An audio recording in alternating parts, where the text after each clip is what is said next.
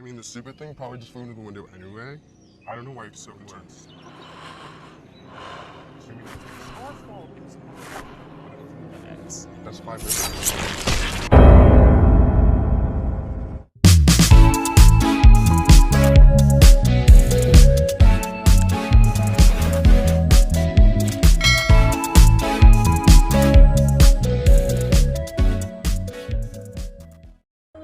Kali ini Kevin Martin membuat sebuah film yang berjudul The Boonies, mengisahkan tentang orang-orang yang mengunjungi sebuah hutan untuk melakukan camping. Akan tetapi mereka tak menyadari adanya sebuah keluarga yang memiliki kelainan mental, di mana mereka melakukan kekejian pada setiap orang yang memasuki hutan tempat mereka tinggal. Seperti apa kisahnya teman-teman? Inilah dia, The Boonies. I gotta piss.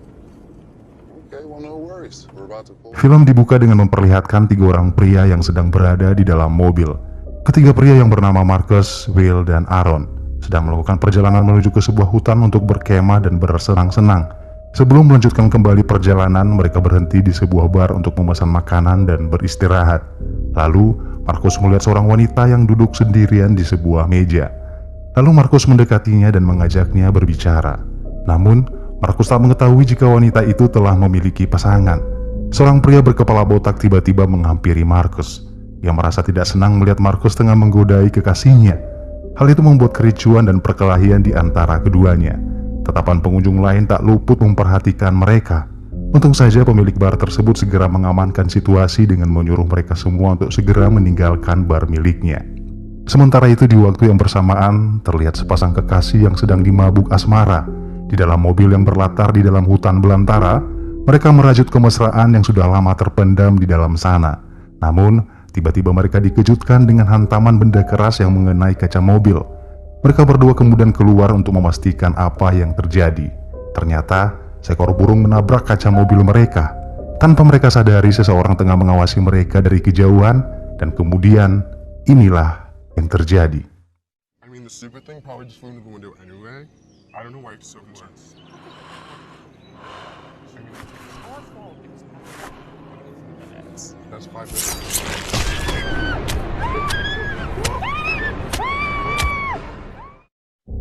Marcus dan kedua temannya yang awalnya berencana untuk makan dan beristirahat, mau tidak mau meninggalkan bar dan memilih melanjutkan perjalanan. Beberapa lama setelah mobil melaju dengan kecepatan normal, di tengah perjalanan, mereka berpapasan dengan kedua pria yang menutup wajah mereka dengan masker dan topeng. Namun Marcus dan kedua sahabatnya tidak menggubris pria-pria bertopeng itu. Mereka menganggap pria-pria itu adalah penduduk biasa yang tinggal di daerah tersebut. Waktu pun terus berlalu. Mereka pun tiba di tempat yang mereka tuju. Lalu mereka bertiga bertemu dengan sepasang kekasih yang merupakan teman mereka yang sudah tiba lebih awal. Lalu mereka berlima mendirikan tenda dan mencari kayu bakar untuk persediaan api unggun. Sementara itu di tempat lain di dalam sebuah rumah yang terlihat sangat berantakan, seorang pria yang terlihat mengalami gangguan kejiwaan bermain-main dengan sebuah boneka kecil dan menggunting dan merobek-robek sehelai baju kemeja. Lalu di sebuah gudang masih di lokasi yang sama, terlihat pula seorang pria memegang sebuah pisau dan mendekati seorang wanita yang terikat pada kedua tangannya. Lalu pria itu menghabisi wanita tersebut secara bertubi-tubi dengan menggunakan sebuah palu, dan dinyatakan wanita itu tewas mengenaskan saat itu juga. Siang hari kini berganti malam. Di lokasi perkemahan, Marcus dan teman-temannya berkumpul dan berbincang-bincang ditemani dengan api unggun yang menghangatkan tubuh mereka dari dinginnya udara malam. Sementara itu sepasang suami istri yang sempat berseteru dengan Marcus di sebuah bar beberapa waktu yang lalu. Pria yang bernama Jeremy dan kekasihnya bernama Hailey. Mereka bertengkar memperdebatkan tingkah laku Jeremy yang temperamen dan sangat emosional, di mana hal tersebut membuat hubungan mereka hanya diisi dengan pertengkaran-pertengkaran yang tak seharusnya mereka perdebatkan. Ketika pagi hari tiba, Marcus dan Aaron terbangun dan melihat seorang pria tua sedang berdiri dan memperhatikan mereka. Ia menggenggam sebuah rantai besi dan sebuah kapak. Namun pria itu hanya menatap mereka berdua, kemudian pergi tanpa berkata sepatah kata pun. Beberapa jam kemudian sebuah mobil meluncur dan berhenti di pinggir jalan tak jauh dari lokasi Marcus dan teman-temannya mendirikan tenda. Pemilik mobil tersebut adalah Jeremy dan istrinya. Mereka mengunjungi tempat itu untuk berburu rusa. Lalu, Jeremy mengajak Hailey untuk masuk ke dalam hutan. Namun Hailey lebih memilih untuk tetap berada di mobil. Pada akhirnya, Jeremy sendiri yang masuk ke dalam hutan tanpa membawa satupun alat pelindung diri. Ketika sudah memasuki hutan, Jeremy dikagetkan dengan suara siulan yang terdengar begitu kencang. Ia berhenti sejenak untuk mencari asal suara. Namun, ia tak melihat seorang pun yang menampakkan dirinya di luar sana.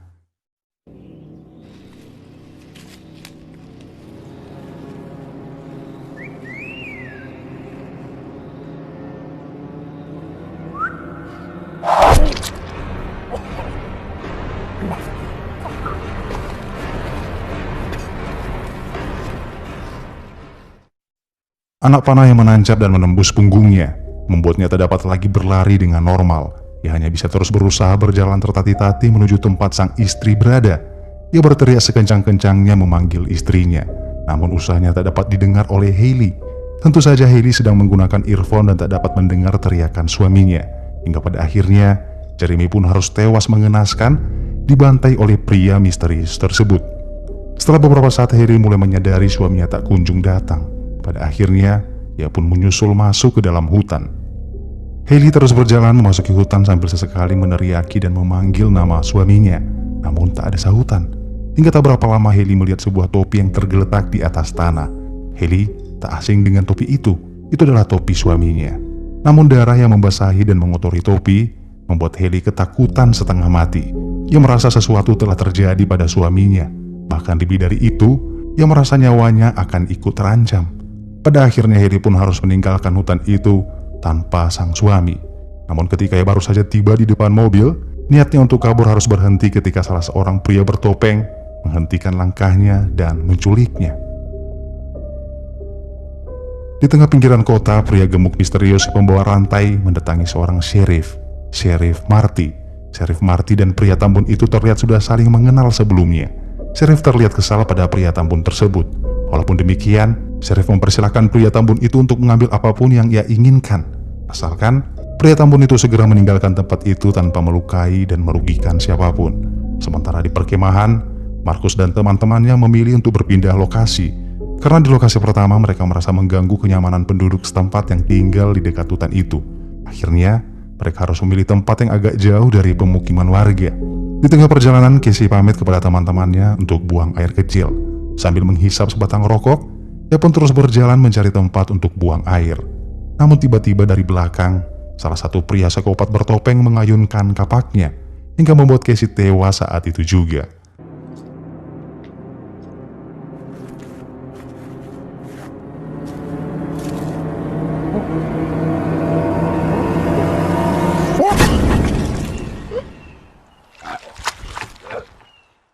Setelah itu pria psikopat memakan isi kepala Casey dengan lahapnya.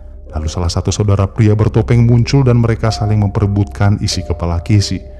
Hal itu membuat keempat temannya Casey mendengar suara pertengkaran itu. Will kemudian berinisiatif naik ke tempat yang lebih tinggi untuk mencari asal suara. Dengan teropong miliknya, Will melihat kejadian mengerikan tepat di depan matanya, di mana dua orang pria psikopat tengah memperebutkan badan Casey yang sudah terbujur kaku. Will yang terlihat ketakutan mencoba mundur secara perlahan. Namun ia menginjak ranting patah dan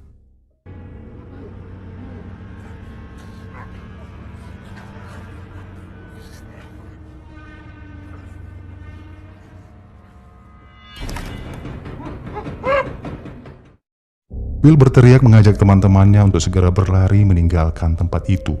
Tanpa banyak kata dan pertanyaan, mereka terus berlari tak tentu arah menuju lokasi perkemahan. Namun sayang, langkah Jordan harus terhenti, di mana anak panah menembus tubuhnya dan tewas seketika. Will, Marcus, dan Aaron tak dapat melakukan apa-apa. Mau tak mau mereka harus meninggalkan Jordan untuk menyelamatkan diri. Sesampainya mereka di tenda, Aaron terlihat histeris dan terlihat sangat panik. Sementara Will dan Marcus mencari kunci mobil yang tak tahu berada di mana. Tak berapa lama keberadaan mereka diketahui oleh salah satu pria psikopat bertopeng dengan memegang busur panah yang mendekat ke arah tenda. Lalu Will dan Marcus mencoba untuk bernegosiasi. Mereka berharap pria bertopeng itu mengizinkan mereka untuk pergi dengan memberikan sejumlah uang. Namun harapan mereka sia-sia. Tak ada jawaban dari pria itu.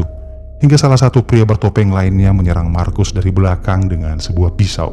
Dalam keadaan genting, Marcus menyuruh teman-temannya untuk segera pergi dari tempat itu dengan merelakan dirinya dibantai oleh kedua pria tersebut. Entah sudah berapa lama Will dan Aaron berlari, hingga tak terasa siang kini sudah berganti malam. Dalam keadaan gelap, mereka beristirahat dan bersembunyi di sebuah batang pohon tumbang. Namun, inilah yang terjadi. What? What's wrong? We follow the water. It's basic stuff they teach you in school. I mean, if we can just... Will? Will!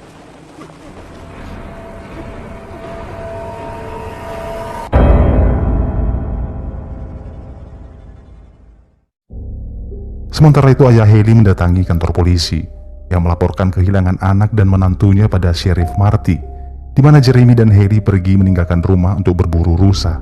Namun hingga detik ini mereka belum juga pulang ke rumah. Keesokan harinya Sheriff Marty dan ayah Haley bersama-sama mengecek lokasi hutan. Di sana mereka melihat mobil Jeremy terparkir, namun tak melihat anak dan menantunya berada di sana. Di gudang milik pria psikopat bertopeng terlihat Haley dan Aaron disekap dan diikat. Lalu tak berapa lama kedua pria bertopeng masuk ke dalam dan membawa Aaron pergi dari ruang gudang tersebut. Setelah karung yang menutup wajah Aaron terbuka, ia melihat dirinya kini berada di sebuah meja makan keluarga kanibal tersebut. Kini terlihat jelas wajah kedua pelaku pembunuhan dan penculikan itu. Di ujung meja terlihat seorang wanita yang merupakan ibu dari pria-pria gila itu. Wanita itu kemudian mengucapkan selamat datang pada Aaron, dan dia memperkenalkan kedua putra kebanggaannya, Jefferson dan Cloyd, yang terlihat tertawa-tawa bahagia. Kemudian wanita itu melanjutkan dengan mengatakan bahwa Haley sengaja tidak dibunuh karena Jefferson anaknya membutuhkan seorang wanita untuk dinikahi. Sementara Cloyd menyukai sesama pria dan memilih Aaron sebagai kekasihnya. Maka itu sebabnya Aaron dan Haley tak dibunuh seperti korban lainnya. Aaron yang mendengar hal itu hanya bisa mendengar dan melihat dengan tatapan mata melotot ketakutan. Ketakutannya semakin bertambah ketika ia dipersilakan makan dan diberikan menu yang sangat spesial oleh para kanibal tersebut, yang tak lain dan tak bukan adalah kepala Will yang berada di dalam tudung saji. Aaron yang tak mau memakan makanan itu akhirnya dipaksa oleh Cloyd dengan membuka mulut Aaron dengan cara paksa. Setelah makan malam selesai, ibu dari psikopat tersebut menyuruh Cloyd untuk mengambil gaun pengantin dan memakainya, karena sebentar lagi upacara pernikahan Cloyd dan Aaron akan segera dimulai. Aaron hanya bisa pasrah tanpa bisa melakukan apa-apa ketika sang ibu psikopat juga menyuruh Jefferson untuk memotong urat kaki Aaron agar tak dapat kabur. Sementara itu Haley yang masih berada di dalam gudang mencoba untuk membuka ikatan pada kedua tangannya yang menggerak-gerakkan besi penyangga secara berulang-ulang dan terlepas. Cloyd kembali masuk ke dalam ruang makan. Dia terlihat menggunakan gaun pengantin milik ibunya. Setelah itu sang ibu layaknya seorang penghulu mengawasi pernikahan berlangsung, memandu acara akad dan mensahkan pernikahan tersebut antara Cloyd dan Aaron sebagai suami istri. Setelah pernikahan yang sangat aneh dan menjijikkan antara Aaron dan Cloyd selesai, kini giliran Jefferson dan Haley yang dinikahkan oleh ibunya. Ia segera menyuruh Jefferson untuk melihat keadaan Haley yang masih berada di dalam gudang. Dengan penuh semangat Jefferson segera berlari menuju ke gudang bawah tanah. Namun ketika ia membuka pintu gudang, ia tak melihat Haley berada di dalam. Jefferson sangat panik. Ia berupaya mencari Haley yang kemungkinan masih berada di dalam gudang. Namun tiba-tiba Haley muncul dari belakang dan mencekik leher Jefferson sekuat-kuatnya. Dan ia pastikan Jefferson tewas saat itu juga. Setelah itu Haley masuk secara perlahan-lahan ke dalam ruang makan. Tak ada siapapun di dalam sana. Namun ia melihat sebuah pisau sangkur tergeletak di atas meja dan mengambil pisau itu kemudian masuk ke dalam kamar Cloyd. Di dalam kamar, terlihat Cloyd sedang mencoba melakukan hubungan layaknya suami istri pada Aaron. Dengan langkah pelan, Haley berusaha maju agar Cloyd tak mendengar langkah kakinya. Namun sayang, Cloyd mengetahui keberadaannya. Tanpa mengulur-ngulur waktu, Haley maju dan menyerang Cloyd dengan pisau yang ia genggam. Namun lagi-lagi sayang, pisau itu terlepas dan jatuh ke lantai. Cloyd mencekik leher Haley dengan penuh amarah. Melihat keadaan yang sedang genting tersebut, Aaron melihat pisau yang terjatuh di lantai. Ia mengambil pisau itu dan menusukkan tepat mengenai perut Cloyd. Dengan kesakitan, Cloyd berteriak dan kemudian kabur.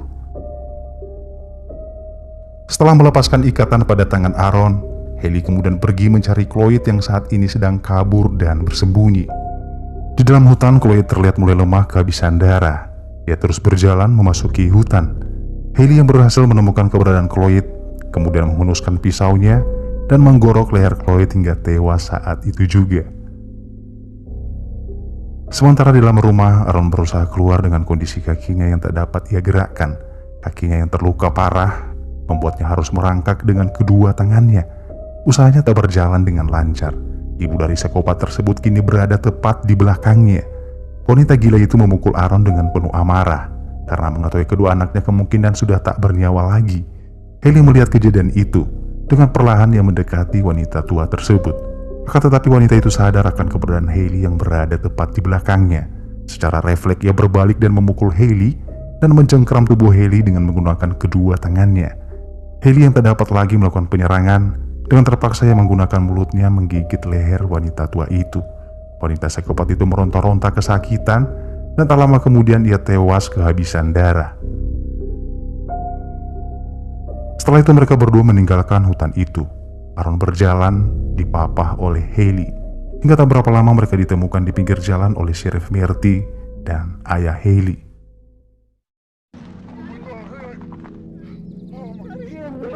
We gotta get to the hospital. What happened? Baby, look at this here.